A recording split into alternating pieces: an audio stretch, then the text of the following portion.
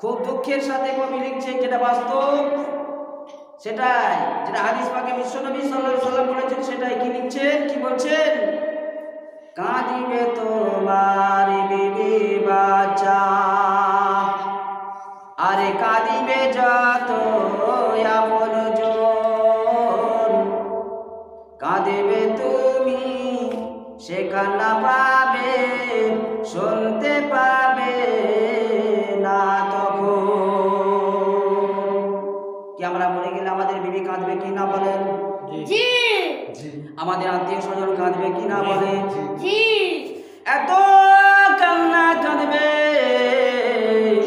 এত কান্না কাঁদবে, লোটাপুটি করতে থাকবে, দুনিয়ার কথা মনে করবে আর কাঁদবে, দুনিয়ার কথা ভাববে আর কাঁদবে। আরে মানুষটা দুনিয়াতে কত ভালো ছিল, তার বিবি কাঁদবে, তার সন্তানেরা কাঁদবে, বাচ্চারা কাঁদবে, আত্মীয়রা কাঁদবে, নাতি পোতারা কাঁদবে, কেঁদে কেঁদে যারে যারে হয়ে যাবে।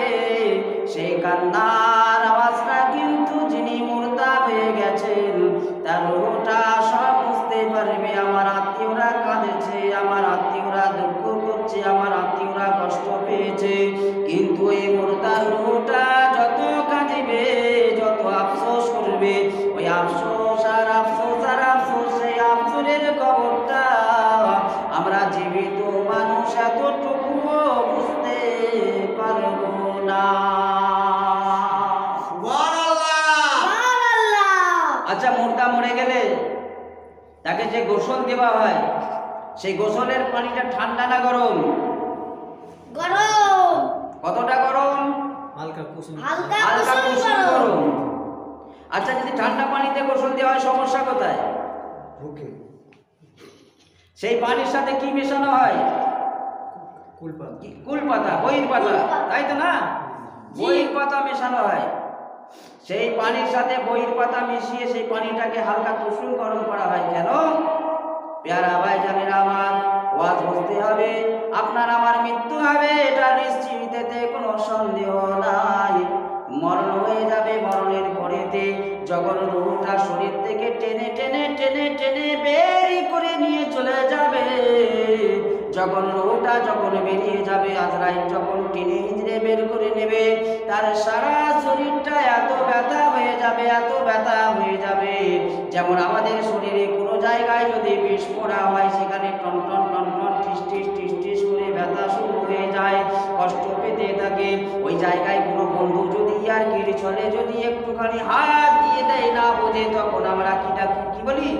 আস্তে করে ছুটে, বাপরে, আস্তে করে, ওরে বাপরে, মরে গেলাম, কি হলো রে ভাই? আরে আমার এখানে একটা কদিন ধরে বিষ পোড়া হয়েছে, টন টন টন টন করছে, সেই বিষ পোড়ায় তুই হাত দিয়েছিস, বড় কষ্ট পেলাম। কথাটা ঠিক কিনা? তাহলে মাইয়ের যখন মারা যায়, তার বডিটা এতটাই এরকম বিষ পোড়ার মতো টাটিয়ে যায়, কষ্ট হয়, কষ্ট হয়। ওইখানে যদি ঠান্ডা পানি দিয়ে যদি গোসল করানো হয়, সেই মুর্দার কষ্ট হতে থাকে। সেই জন্য একটু কুসুম গরম পানি, ওই কুসুম গরম পানি দিয়ে সেই মুর্দাকে গোসল দেওয়া হয়। গোসলটা যখন দেওয়া হবে, দুনিয়ার মানুষ গোসল দেবে, কিন্তু এই গোসল দেওয়ার সময়তে বলা হয়েছে যে অতি আদবের সাথে, অতি ধীরে ধীরে ধীরে ধীরে আরামের সাথে গোসল দেবে মাইয়েতকে।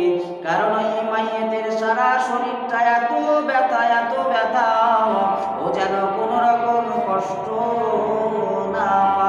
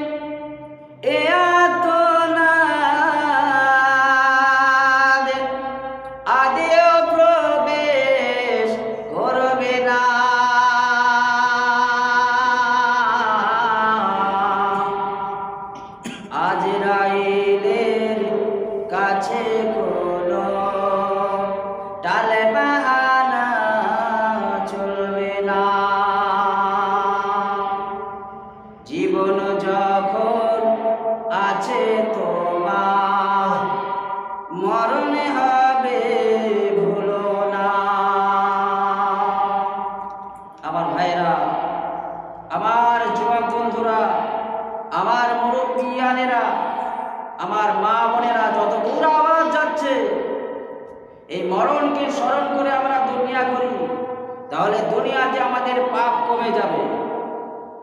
দুনিয়াতে পাপ কমতে থাকবে, যে মরণ একদিন তো মরে যাব।